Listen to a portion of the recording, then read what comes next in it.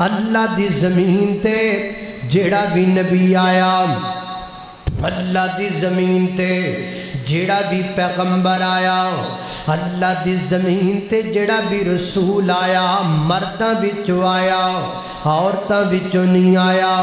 خالق کائنات فرماندے نے فرمایا وما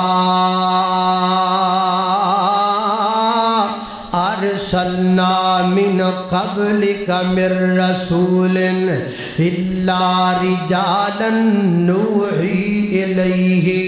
فرمایا کائنات دے لوگو اسیاں جن بھی دنیا تے رسول بھیجے، پیغمبر بھیجے، نبی بھیجے، ہر پیغمبر مرداں وچوں آیا، ہر رسول مرداں وچوں آیا، ہر اللہ دا نبی بندیاں دے وچوں آیا۔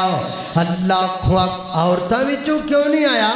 اس واسطے کہ اللہ پاک نے عورت نو صنف نازک پیدا فرمایا ہے۔ اللہ پاک نے عورت دے جسم دی وضاقت انج دی بنائیے، اگر عورت کھلم کھلا دین دی تبلیغ کرے گی نا تے لوگ تبلیغ تو فائدہ گھٹ اٹھان گے، فتنے تے زیادہ مبتلا ہو جان گے۔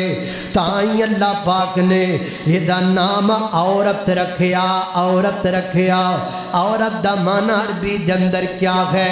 عورت دا معنی چھپی ہوئی چیز ہے، عورت دا معنی لکی ہوئی چیز ہے، عورت دا معنی خفیہ خفیہ چیز ہے، عورت دا معنی ہی دس دائے یہ لوگوں نو وکھان والی شے نہیں، چھپان والی چیز ہے۔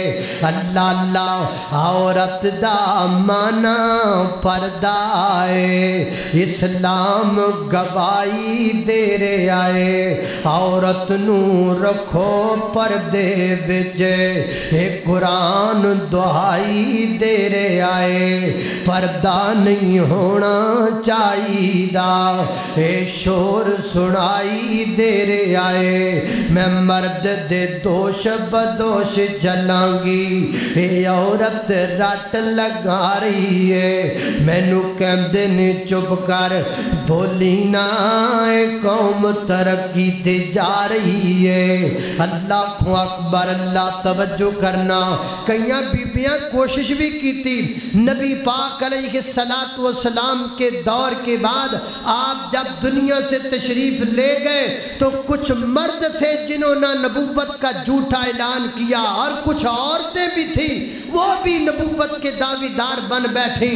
اللہ اکبر، اللہ بہرحال نبی جیڑا بھی آیا ہے مردہ وچوں آیا ہے، عورتاں وچوں نہیں آیا۔